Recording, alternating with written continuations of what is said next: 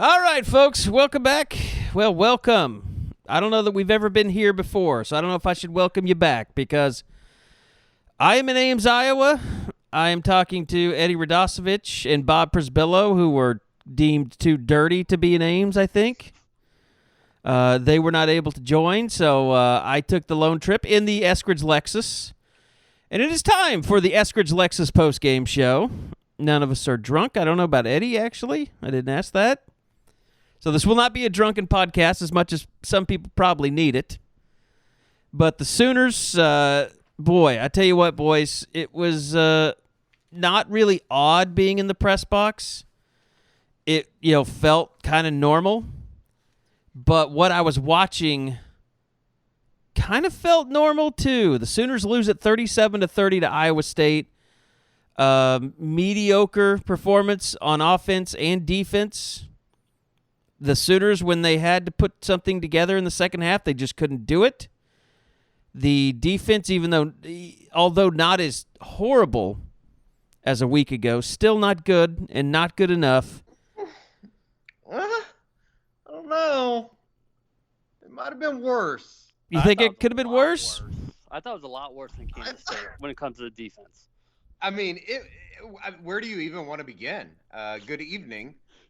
Yes, I have had a couple beers, but no, I don't think I'm drunk. It just, that was the same shit that people have gotten their ass fired for in Norman. Like the tackling issue, my God. Are we going to get back to the point where we're clamoring for Pro Football Focus missed tackle stats again? I mean, maybe. That was up there though, as far as what sequence do you want to break down as far as shit that we've seen before? Like first down, near pick, second down, good pressure, force a poor throw on Purdy's part, and then third down, you give up a 65-yard touchdown. If that's not Oklahoma football in a nutshell, that was an awful possession, yeah. And then that wasn't the third down was the fumble, but defensive holding by Trey Brown. Sorry, yeah, my bad. That's what led to it was fourth and forever deep in OU territory. They were going to have to punt. When you've gone through as much PTSD as I have watching this so-called defense, I think that you could get the case. And then, I don't know. I mean, it's very possible these first two Big 12 games have just broken me. I no longer have a sense of right and wrong. This may be what prison does to people. I don't know. They say you're supposed to get rehabilitated, but you just come out worse. And I feel like OU football is just making me worse. Just don't shank anybody on the way out of Iowa tonight. Well, I banned an awful lot of people before the game started, so, I got that out of my system. Yeah, that's good then. And don't get a speeding ticket that you didn't even know existed. I cannot guarantee that will not happen. Me and Eddie still don't know what happened a couple of years ago. Oh, I know what happened because I paid the bill. I got all the info. I got Eddie looking like he didn't know where. Kind of like I got one of those in L.A. I think, Eddie, were you in the car with me then too? Yeah, possibly. Is this why I didn't go? Do I have a warrant out? No. Well, that's a good. No, I do know that we paid that bill for you. Unfortunately, I contributed to your lawlessness the last time you were in Des Moines, I believe it was, because you were rushing back to the airport, speeding. Yeah. But guys, to me, the biggest just fail of this game, and you guys probably know where I'm going. Isaiah Thomas gets a strip sack. The defense finally gets a turnover, gives it over to the offense. They go in and score and immediately give up God knows how long that kickoff return was to the 13-yard line. Yeah. That was the ultimate we're not capable statement from this team. Yeah. I mean, every time that this team has been given an opportunity to take momentum, take advantage of somebody else's mistake, do something positive, they just shit all over themselves. And is that something that you just got to go through as you're kind of learning your way? Maybe, but Carey, I mean, the biggest disappointing thing about it is the two biggest black eyes on this team right now are positions that they have guys that have played a lot of football down there. Yep. And that's why I asked Lincoln Riley point blank. I didn't want to ask Alice Grinch. I wanted to ask Lincoln Riley, what do you make of your secondary? You have all these guys that have come back. Everyone expected all these really great things from them, and they have maybe been the worst part of your entire team. They've been awful. I don't know any other way to say it. And like, I'm not just trying to sit here and drag these guys, but I mean, my God. And then some of the comments, Bob, that you were sitting in on the players' press conference after the game. Some of the like that comment from Pat Fields about like what are we supposed to do? 5'9" versus 6'6". Like, I don't know. Do something though. You're a fucking captain. You know what's funny is between Creed Humphrey, Pat Fields, and Spencer Rattler. Spencer Rattler was the only person who actually looked forward and like I don't know if you're really making eye contact on Zoom, but Pat Fields and Creed were just looking down on the ground, and just that's not the body language you want from your captains. And Fields' comments were definitely tough for OU fans to hear about the 3 interceptions that he had a chance to try to catch. Oh, my God. It was a rough night to be Pat Fields. Pat Fields even kind of threw Buki under the the bus a little bit. Yes, you did. Yes, you did. And because I mean that when they just threw it up there and you had Buki and Fields, if they communicate better, maybe one of them can actually make the pick, and instead of them all colliding, and then it just falls harmlessly to the ground.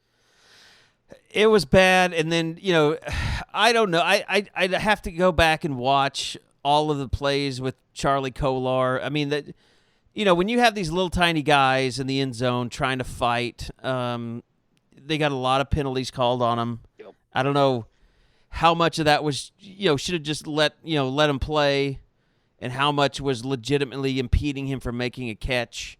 And I think that's what Pat Fields was alluding to. Like he had a frustration with the refs, more so than just like, there's no way we can play this game of football.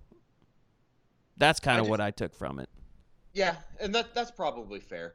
I just at what point do you just this is something that was said on the board. This is something that was said on Twitter, and I think it's the most obvious reaction of how long do you stick with these guys until. Like, I mean, they're 1-2 right now. They're staring 1-3 right in the face going into the Cotton Bowl or coming out of the Cotton Bowl. It's like, at some point, you just got to say, screw it. Let these other young kids get out there. I mean, it's the same shit that we've seen for the last, I said 8-ish years on Twitter, but it's not getting any better. It's getting worse. And here's the problem. It's getting worse because this is the worst offense that Lincoln Riley has put on a field so far. I mean, there's absolutely no chance for this offense to carry this team like it did for Lincoln Riley's first 3 years. Yeah. It didn't do it as much last year, but I don't know, guys. I watch this team and I feel like I'm watching an expansion team, like a team that had been tanking for a few years and got this hotshot draft pick at quarterback, like Troy Aikman back in the day or something. And he's a guy that has an immense amount of talent. There's no doubt that he's a talented kid. And I'll say this for Spencer Rattler. We got on him, and everybody got on him about his ability in the pocket and running the ball.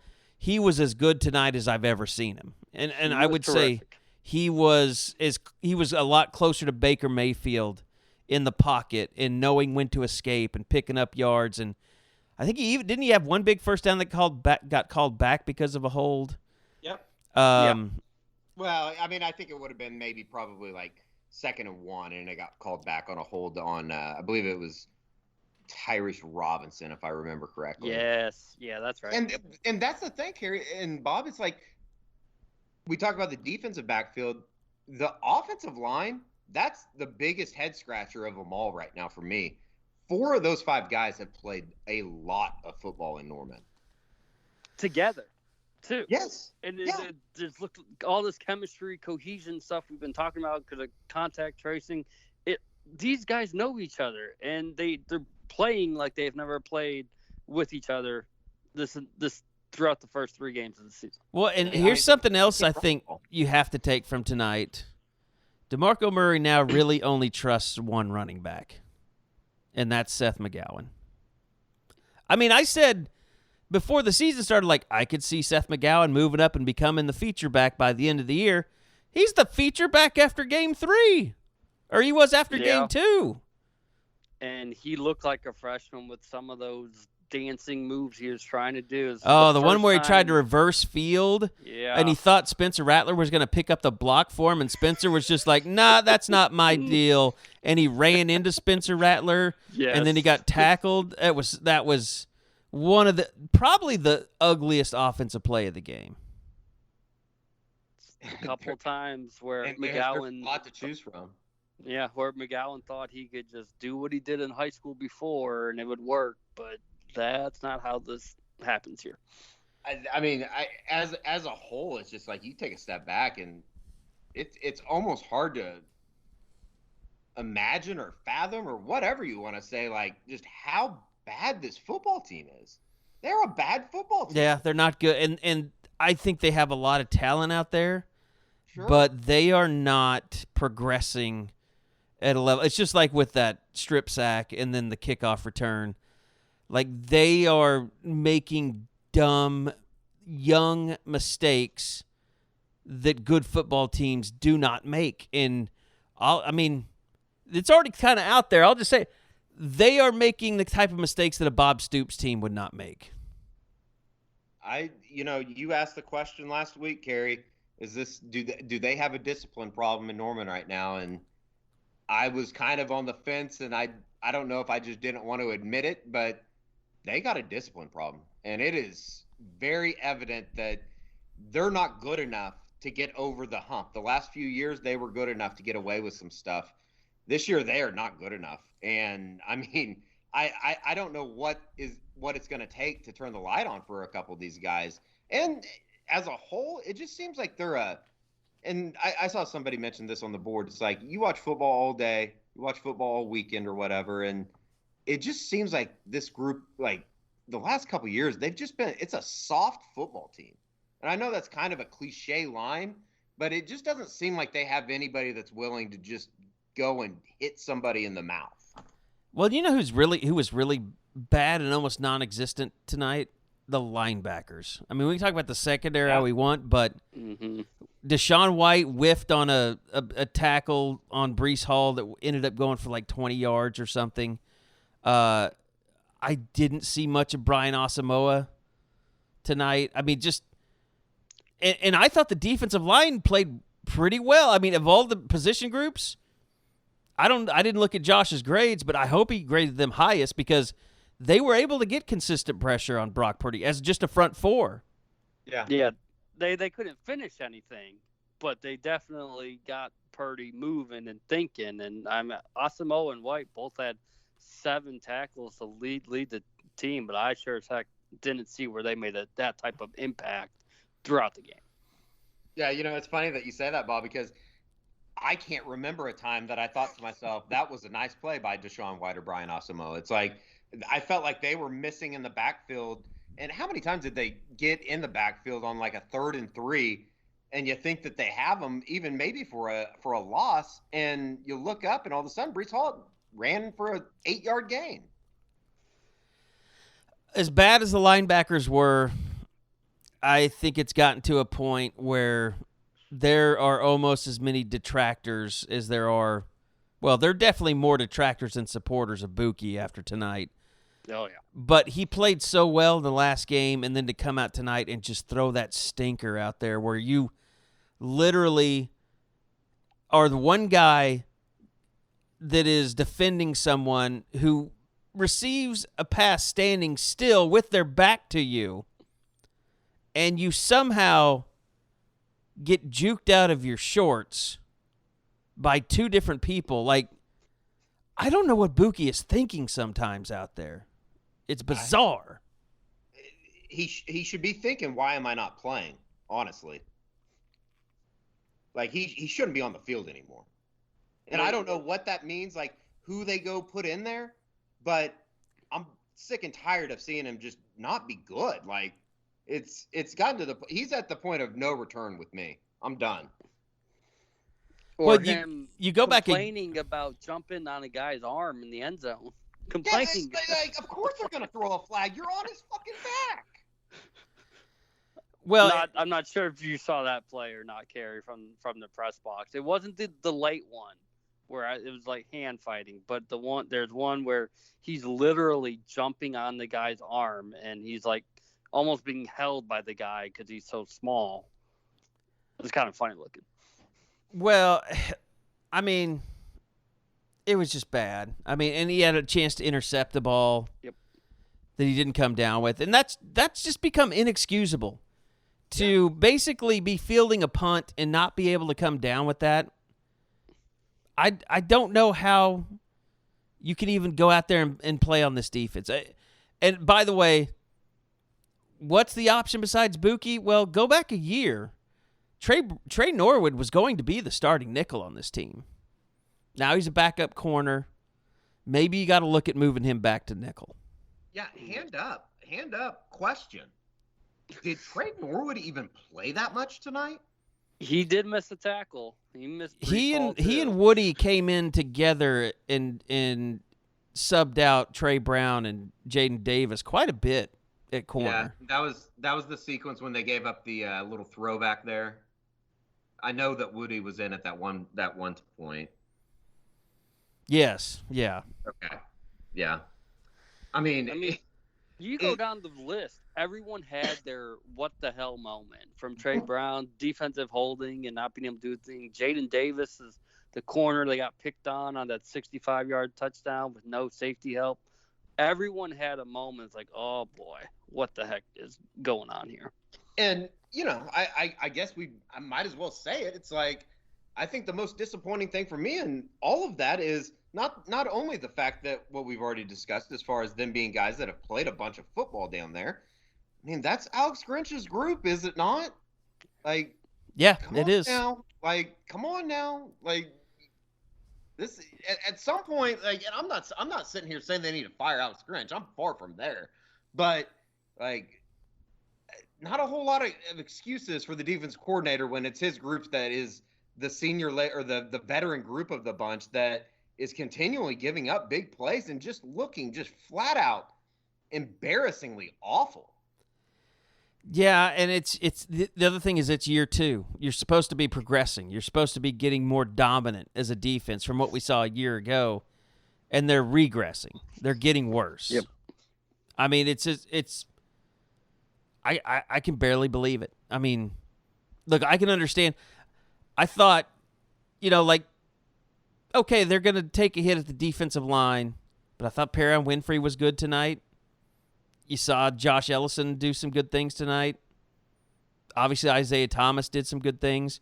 You saw more Marcus Stripling in there. A lot of, Nick Benito was a lot more active tonight than he was in the last game in terms of just forcing the action a little bit. I mean, didn't make a ton of plays behind the line of scrimmage, but he definitely, pressured Purdy and got him thinking and all that. But, I mean, that's one little bright spot because every other position on the defense sucks. And they've gotten worse.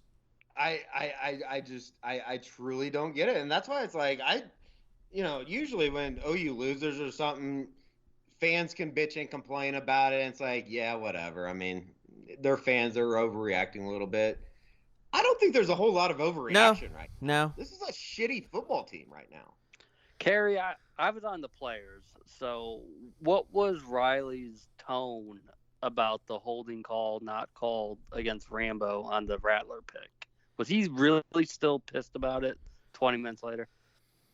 I don't remember him even addressing that. I mean, it was a lot of the kind of the same questions, same line of questions, which was, what the hell is wrong with your football team and how do you fix it? And there's really no answers. I mean, there's not. I mean, if he had the answers, it would have been fixed this week. And I think he's trying to stay positive.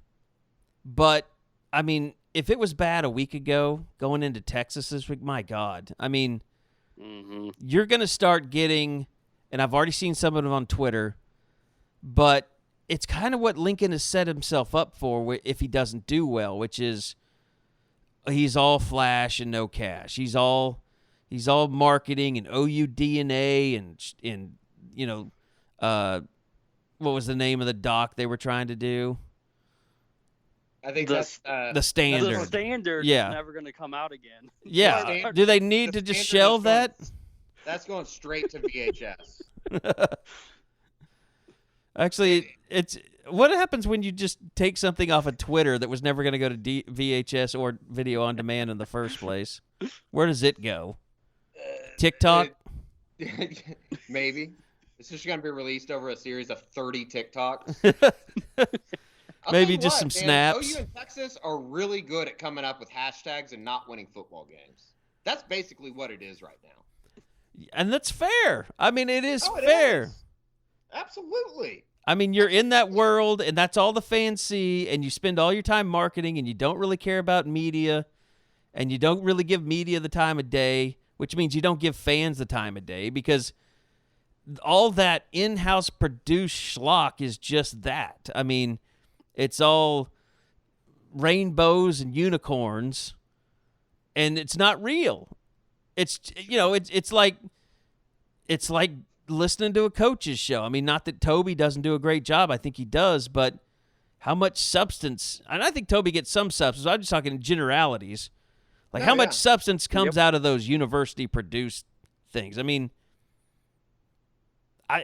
Lincoln handled everything fine. I'm sure he hated it, knowing how much he doesn't like doing media, but he sat there and took it. I mean, he did. Yeah. Well, and I think that you're exactly right, though. I think that it's one of those things that, like, when everything's going well, it looks great, but you lose games like you've lost the last 2 weeks, and you're 1-2 now. And you open yourself for the criticism. Why aren't you spending more time coaching instead of hashtagging? Well, people don't give a shit about that stuff because the only thing they care about is OU winning on Saturdays. Right. And right now, that's not happening. In fact, it's the opposite of that as far as not even win-losses. They're going out and embarrassing themselves. Well, and I have to wonder where the hell the season is going. You got Texas coming up next. Then I think wholesale changes happen once you get through Texas in the bye week. Well, if you're really going to make moves, you're going to need that bye week because some of those freshmen were in contact tracing and didn't have the reps. And that's going to be the thing. They're going to say those guys don't have the experience yet. We'll get it in the bye week, and then we'll bring them through the second half of the season. Yeah, and I completely get that. I don't know why it has to wait for another week. I mean, you're already 1-2. You need to start making changes now. Like you can only see these guys miss so many tackles next week against Texas, and then all hell really breaks loose. He might well not even. It's frustrating to an extent, and obviously it's a place that Oklahoma hasn't been in.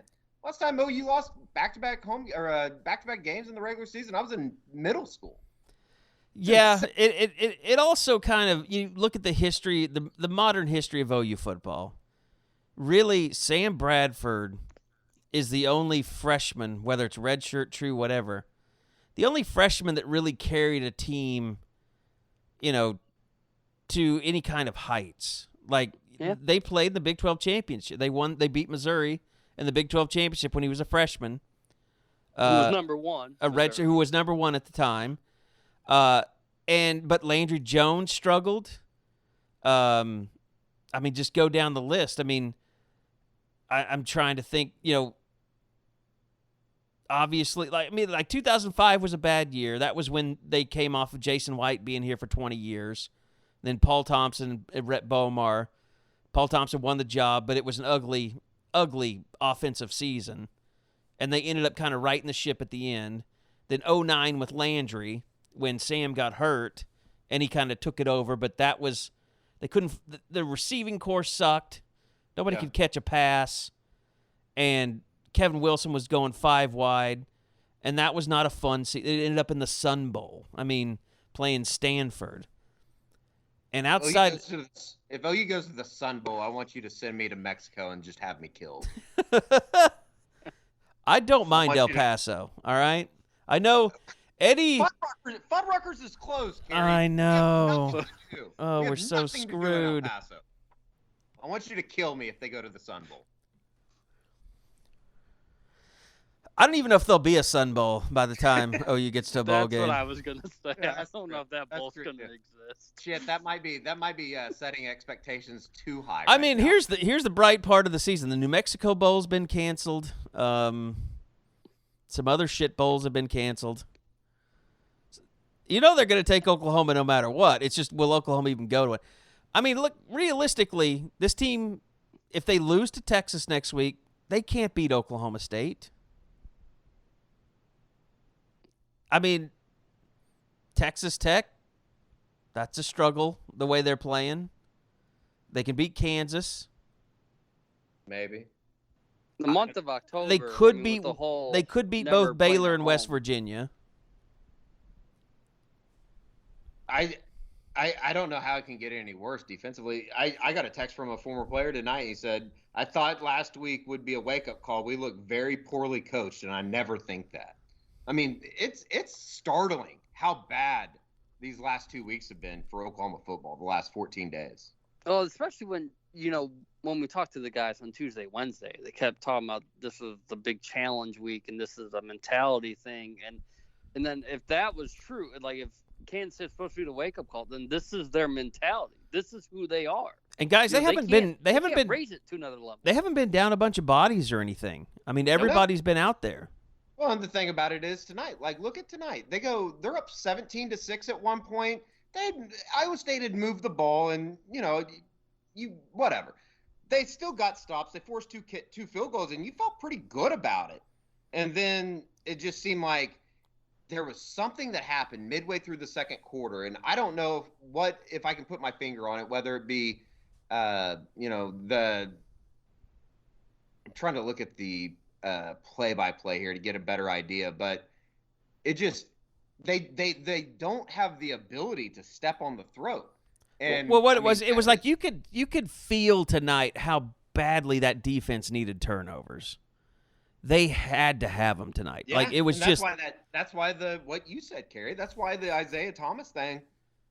You get that, and then all of a sudden it was the a offense comes backbreaker. out and it goes boom, boom, boom, touchdown. And that was 30-30. That made it 30-30. Yeah, it's 30-23. You're feeling pretty damn good about it all of a sudden.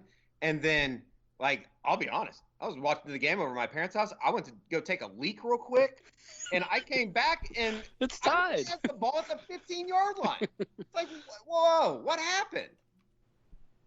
It's just insane. Yeah. On a unit that had been pretty good all year, like. I guess the wind was blowing pretty good, right? That's why Burkich didn't kick it through the end zone.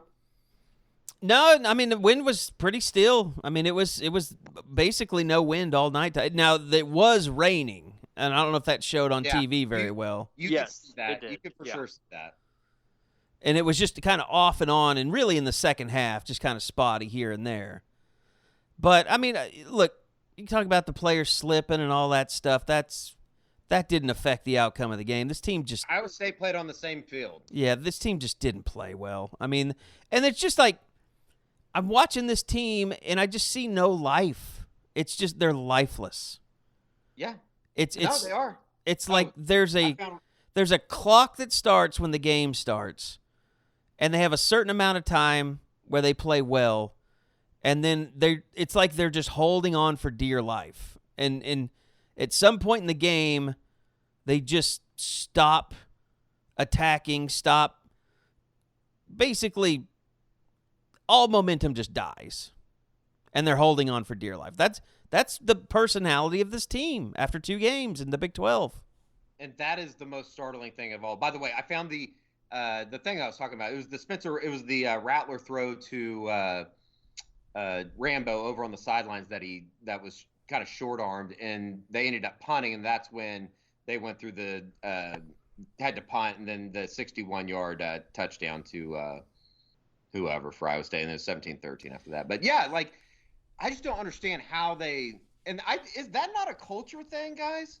Like there is as much as they don't want to admit it publicly, whether it be Riley, whether it be Grinch, whether it be whoever, they have a massive, massive culture problem down there right now. Especially when Grinch just talked about finish all week, and then he did it tonight again. We always talk about finish. Well, these guys don't even come close to that. You're absolutely right. They just hang on and hope that what they did in the first half is going to be enough before someone finally overtakes them. And if they do that, then they have no response once they get hit. Well, and, if you're talking about a culture problem, that's a really big deal because, you're recruiting all these guys in there, 4- and 5-star guys, and their recruiting's been really good. But, when you go to Alabama, you may be a me guy. You may be someone that, isn't a buy-in guy, but the culture of their program makes you one of those people. And if you have a bad culture at Oklahoma, you're bringing in all these guys, and all of a sudden they're 4- and 5-stars, and they're not playing immediately, and they're getting disgruntled. And they're putting stuff on social media, which may or may not happen. Bryson, Washington tonight. Hey, we're still up. Screenshot it. 25. It's Oh, screenshot. I got a screenshot. Bob, already done. Like that's the first thing you do. Just control delete. Boom, boom. If it is a culture problem, and Carey, when you were saying that, the first thing that popped in my head was, and this might just be a completely like sour grapes thing to say after Oklahoma's in the way that they played over the last 14 days, but like with all the branding stuff that Oklahoma pushes, with all the recruiting stuff that they have pushed as far as come to Oklahoma, build your brand, like you don't see that at the bigger programs. The programs that are.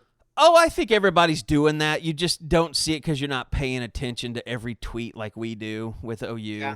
Okay. I guess that was just the first thing that I thought of, and that's probably something that's like, country voice Oklahoma redneck guys like they need to focus on football. It's like might have had a few tall boys. Yeah, well, I might be fitting that demographic right now. We can tell you're getting slurrier and slurrier as we go. Yeah, well, it is 138, but I don't know where you go from here. It's like last week we're sitting here talking about how disappointing it is, and then it's like this is a big look in the mirror moment for Lincoln Riley. Well, if that's the case, that was last week, yeah. He failed in every facet going into this weekend. It was a team that just – and it's not like they're not ready to play. They were ready to play tonight, but throughout a game, if you talk about mental makeup or, just overall character of a team, it's lacking severely. And whatever you do to build that – it's not being done. It feels like there are a bunch of guys down there that know that they're at the University of Oklahoma and haven't really almost bought into the idea of, and, you talk to former players, I'm sure Gabe would say this, anybody that you talk to, Teddy would say this. It's like, football's a hard sport. Winning football games is hard. Like going 11-1, 10-1 every year is not an easy thing to do. And it's almost like these guys think that it's just going to come to them because they're at Oklahoma. Because they've won 5 Big 12 championships in a row, everything's going to come to you. And I saw somebody mention it on Twitter too. It's like, Bob was always one of those guys. Like even at the beginning of the year, it's like, Oklahoma's the favorite to win the conference, but he was the first person to say like, what we did last year doesn't mean shit this year. And it's almost like that has been lost in translation somewhere. Well, we talked about that. We talked about how he broke all those rules in 2014 after they beat Alabama. And then what happened that season. It was a complete shit show. Yeah. By the way, 2014, right there with 09 and 05 as worst seasons right up there in modern history. Yeah. Oh, 2020 is 2020 is giving it a run for its money right now. If they lose to Texas next week, they may set a new standard for shit. I mean, I feel like the 2014 team would beat the shit out of this team right now. I mean, I know that's kind of like sad to say, but I couldn't be any more lower on Oklahoma football as a whole than I am right now. And I guess that's pretty obvious at 1:40 in the morning, but it just, I don't know. I am at a loss for words at how just god awful they've been.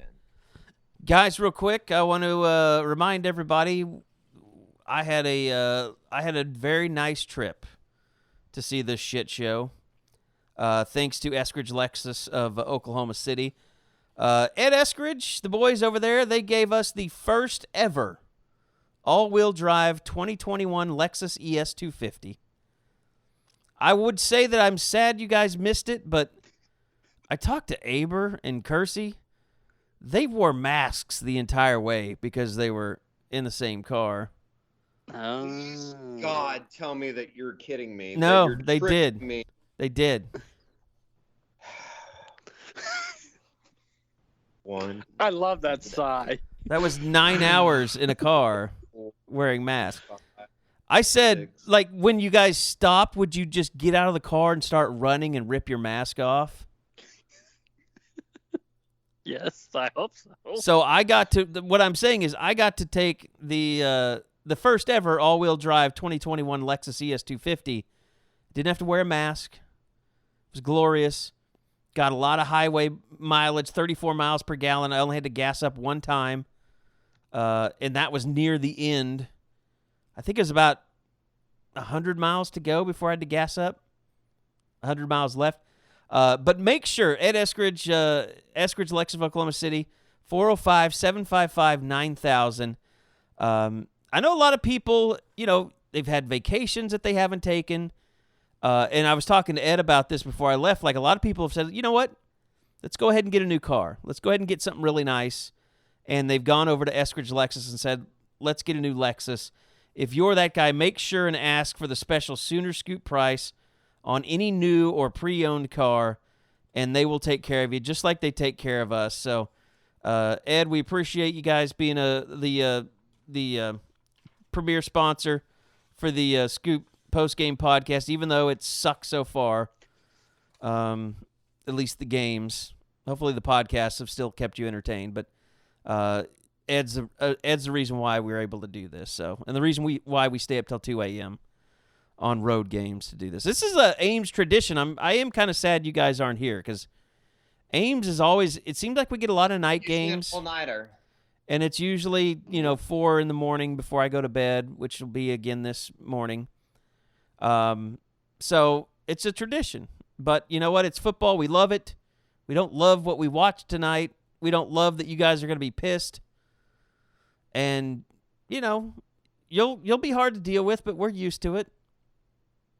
I just wonder. Be hard to deal with. I would be disappointed if you weren't hard to deal with after that shit show the last 2 weeks. I'll say this too. Let's just get into this pre-game stuff with Ronnie Perkins. Alrighty. So Thursday morning, Josh got tipped off. Hey, Ronnie Perkins told someone he's cleared and he's going to play this weekend. And I said, that's very interesting. So let me start checking around. So I start hitting up people close to Ronnie Perkins, people close to OU football, and am told, even by people that had spoken with Ronnie Perkins, no, he's not cleared. So this was Thursday afternoon. And enough people said, and I checked on the other players, Trajan Bridges, not cleared. Got that, very close to that source. And so I was like, well, this doesn't make any sense. We know there haven't been any appeals other than the length. So how is it that Ronnie Perkins would be cleared and others wouldn't be? So we put all that on the board. And, my initial thought was, well, Lincoln Riley mentioned Ronnie Perkins as a leader on this defense. This defense has been cratering. And at some point, you do kind of tune out coaches. So why not have as many leaders as you can on the sideline to help out. As soon as I published all that on Sooner Scoop, knowing that there have been these other rumors, but no one, I'm going to say this, no one had been definitive. It was all a bunch of smoke and mirrors, all a bunch of, well, we've heard he's in Ames, and we heard he's going to suit up and he might play tonight. But no one gave you any reasoning behind it, and that's where we always come in. We want to know the who, the how, the what, the why. We want to know all the details so that we know we're on this thing. And so the details that we had checked out up to that point all said he's not playing tonight, and he hasn't been cleared. So after I wrote the report on the message board, got a call from someone very close to everything and said, I just want you to know this because something is going on with Ronnie Perkins. They put in a special appeal just for him and no one else. None of the other players. They felt that they could win the appeal. And the NCAA looked at it and they said, you're right. He does qualify. We will grant, you have won your appeal. He can be eligible to play now. Now, this happened Thursday, I believe.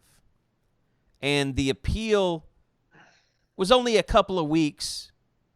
It is new by a couple of weeks. So last time we had checked, there had still been no appeals filed for why they would have had drugs in their system.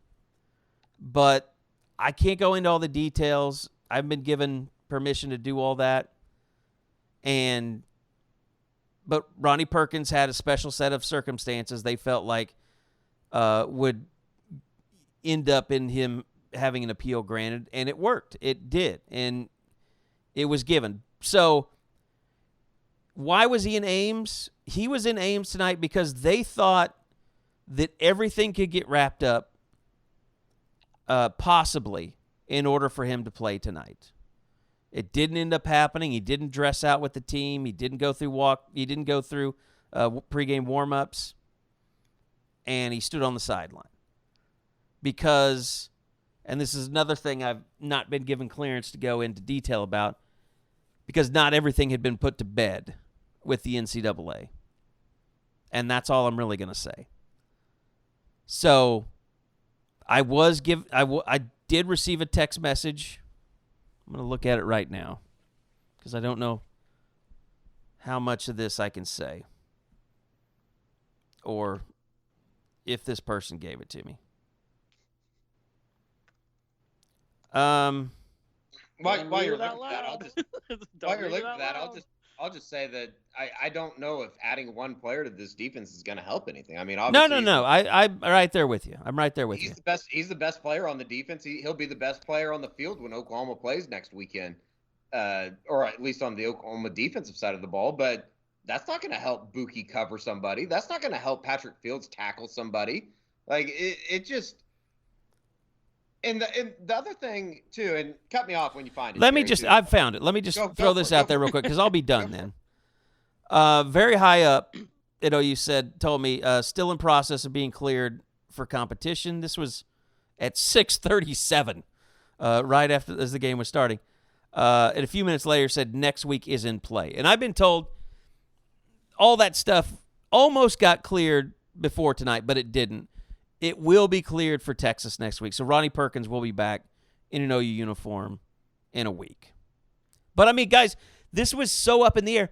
Ronnie Perkins was on scout team all week. This happened so late in the week because all this other stuff with Chris Murray, like they never know when the NCAA is going to rule on something. This they decided to take a quick look at, gave it a quick ruling. And for all the people that wanted to stir up shit on the boards tonight before the game started, I didn't even give you chili. I mean, some of you guys are, have been assholes for a while that have just pushed and pushed and pushed, and you went to Siberia, not Chile. Chile's a fun place. You can read the board, see what everybody else, you just can't post. I kicked your ass out of the club. That's what I did. Some of you will be let back in. I'll let Josh handle that. But when it comes to this kind of stuff, we take it very seriously. We put our reputations on the line. We're not using fake names, and when we say stuff, people know it's golden. We put it out there on Twitter, it's golden. So that's one thing I don't joke around about. I don't let be joked around about. You're not going to try and slander us in our reputation. We do it the right way, and I'm not going to apologize for that. So, you know what? I can live with however people feel about that. So there you go. Eddie, feel free to now rip on OU's defense, and that Ronnie Perkins won't make a difference because I'm going to be right there with you. I am excited to see Ronnie Perkins play because I do think that, like, as you said, the defensive line played well today. I mean, they played good enough. What you would hope is good enough. Maybe I'd like to see a little bit more pressure on the quarterback, but they were getting back there. You just got to complete the play. This idea of, you know, Grinch or the defensive staff or Riley or whoever, they need to focus more on tackling. Like, when somebody says that, I just always think, like, these guys are Division I football players, and we're talking about tackling somebody. Like, is that how far this thing's fallen? That we are literally talking about tackling guys. That should just be a given, should it not? Am I overreacting? Well, it's kind of like when they had the play, you know, when they would have a play and stuff Breece Hall, like it wasn't just one guy. It was multiple guys. And that's the whole speed D thing. It's like everybody's running to the football. And when you have plays where one guy like Ibuki misses a tackle and the guy goes for 60, like that's a complete failure of the defense. It's not about tackling. It's about that you have an entire defense that was not in tune with that play to the fact that a lot of people couldn't even make a play on the ball carrier. When you see things going right for this defense, you've got 4, 5, 6, 7 guys chasing the ball carrier at once. Yeah, and I know what Grinch said tonight is that, you know, sometimes that first guy is trying to make the perfect hit with the shoulder. They're not wrapping up. They're not allowing a second and third guy to try to get in there and strip. And, you know, there's just so many fundamental flaws that they're making, and that goes to what that portion of the fan base has been saying. Too much emphasis on turnovers is going to be the detriment of the defense because it's going to take away from just doing the basic stuff that you know you have to do. You can tackle first, then try to get the takeaway. You can't get the takeaway if you don't know how to tackle. Eddie, I had a pretty good conversation with my best friend after the last game that kind of, I think it shows kind of what the mentality of people are like that are football fans that have grown up and don't get the not tackling, because my best friend was a really good wrestler and, you know, placed in state. Could have if he didn't, he was going to OU no matter what, so he could have wrestled at a small, he could have gotten a scholarship to UCO or somewhere to wrestle like that. But he just wanted to go live the frat life, go to OU, and he did. And but we were talking on the phone, and he said this to me. He said, "Why don't guys just shoot a double leg? That's all I ever did. When I tackled a guy, I never let a guy go. I just shot a double leg." And he could do that. And he was a good little cornerback. I mean, he was a tackling machine. But, like, it's not, it doesn't really equate. Like, he never played against Breece Hall. Sure. So, like, you know, your I get that. double leg takedown technique is not always going to work against a guy that could leave you in space like Breece Hall can. I get that. Louisiana Lafayette didn't have a problem with it. Yeah, but they have guys a lot better than my best friend at playing football. Well, okay, yeah, I get that. I'm talking about Oklahoma, though. I mean, these guys are on scholarship. Why are they so bad at defense? Yeah. Like, straight up. There's no other way to ask the question. So double leg takedown is the answer. Oh, is that what you're saying? Okay, I get it. So that's what you're suggesting is just double leg takedowns? I think as talented as they are, yeah, I think we should bring my best friend Clifton in and let him work with the team on double leg takedowns. I'm at a loss. Like over the last 5 years of just watching OU defensively just be so inept. I truly don't have any answers to it. There are none. I mean, like, we don't have the coaches don't have the answer. How do we have the answers? How does any fan have the answers? Sure. No, I get that. And I guess that's when it just comes down to the players. And so if it's the players, like, I don't care if it's a revolving door. Try anybody out there. It can't be any No, that's worse where the than fans are. That really is where they are. Yeah. Mm-hmm. Oh, I think the fan base last week I thought was apathetic, basically to the point of used to it. Every year they throw out a clunker, they throw out a shit show. You just deal with it. They bounce back. This week, the tone has completely changed. It is just straight anger, right? It's a straight up, like, what is going on down there inside the program that it's gotten to this point. And, I mean, my immediate reaction is just, it's a soft football program right now. It is a very soft football program. And in a way, is that a direct reflection of the head coach? I don't know. Like, it possibly could be. Well, that's the other thing is when you're so secretive and everything is so in-house and you don't really know what's going on. Like, I know a lot of former players who think that, Benny Wiley is not the answer as a strength and conditioning coach because they see the things that you're talking about. Mm. And they all knew Jerry. I mean, they all knew a guy that they all hated, that drove them to their limits.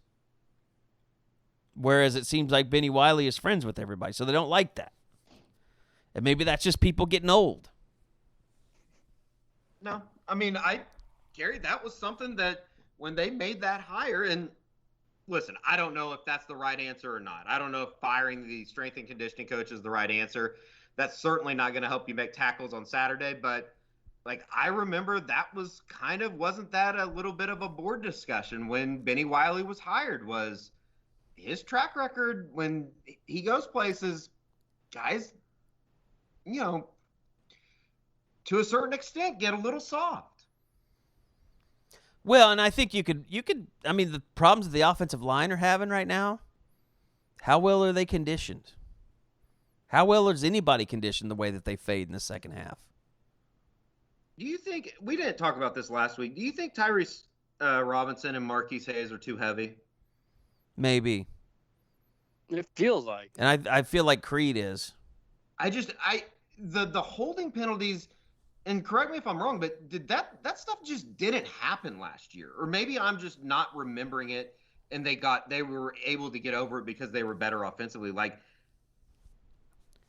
every time this team, it feels like gets some type of momentum going, they have some type of just debilitating penalty, and it's like, oh my God, they can't recover from this. Yeah. There's no faith in them being able to recover. If something goes from a 2nd and 7 to a 3rd and 7 to a 3rd and 12 even, you're like, well, done. That's over.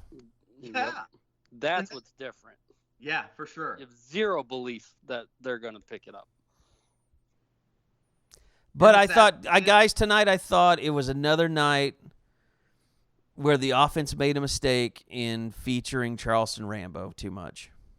I know. Not enough Stogner.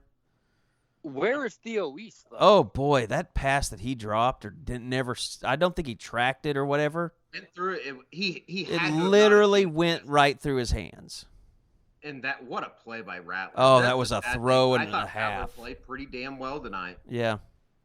That was a throw and a half he made on. Because he broke out of the pocket and he motioned for Weiss to go downfield and just threw it where only Theo Weiss could catch it.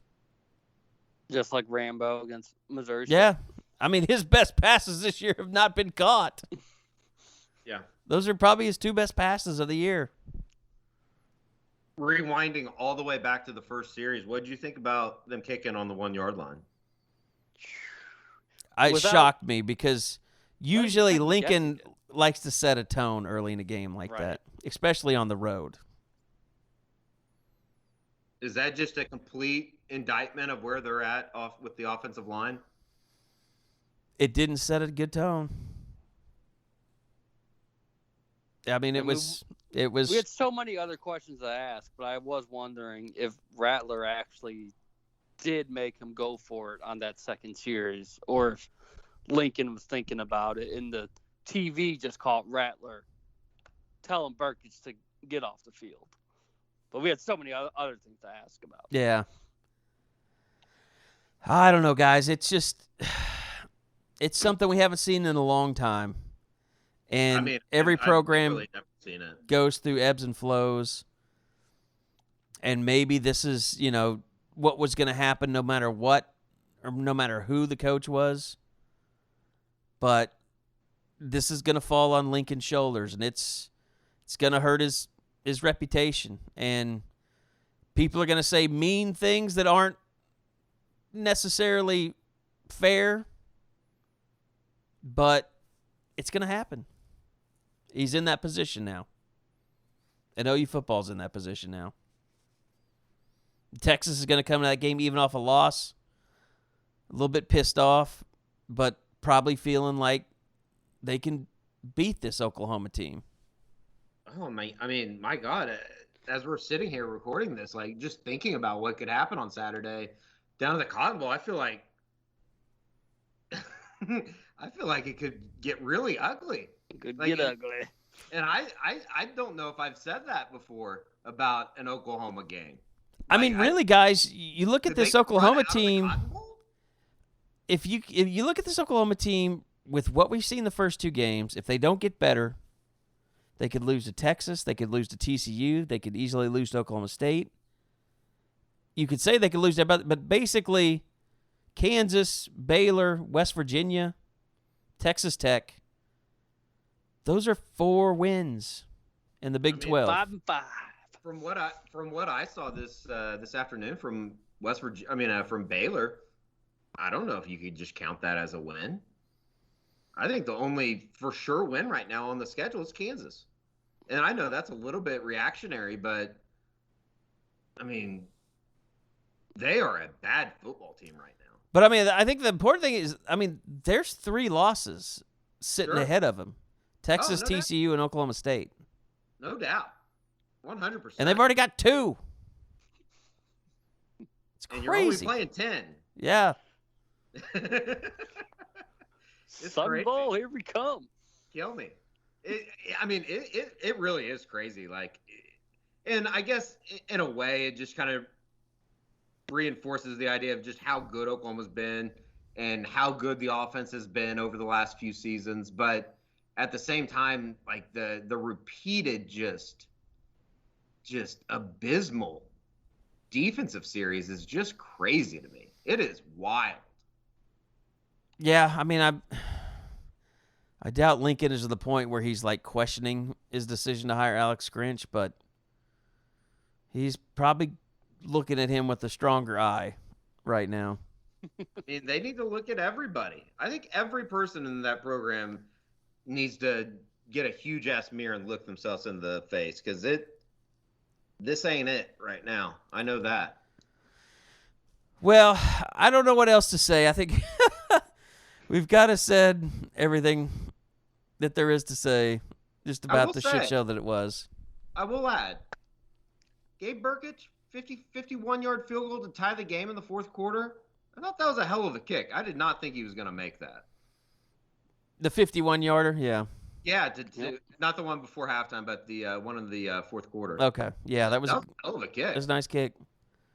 By the way, Oklahoma hasn't been 0-2 in Big 12 play since John Blake roamed the sidelines. Was that 96? 98. 98. I was 11 years old. It's crazy. All right.